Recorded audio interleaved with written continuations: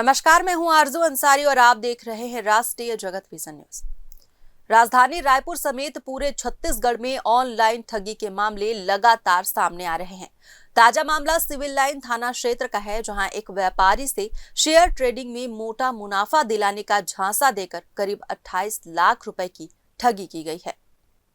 विश्वास में लेकर युवती ने खुराना से HDFC बैंक के एक खाते में लगभग 28 लाख रुपए ट्रांसफर करवा लिए, लेकिन जब खुराना ने अपना पैसा वापस मांगा तो उन्हें व्हाट्सएप पर एक हैरान करने वाला मैसेज मिला, जिसमें लिखा था, आपके साथ ठगी हुई है।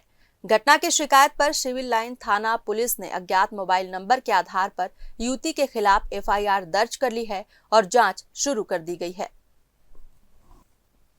फिलहाल इस खबर में बस इतना ही। देश प्रदेश की खबरों से अपडेटेड रहने के लिए हमारे चैनल को सब्सक्राइब करें और नए खबरों के नोटिफिकेशन के लिए बेल आइकन जरूर दबाएं। नमस्कार।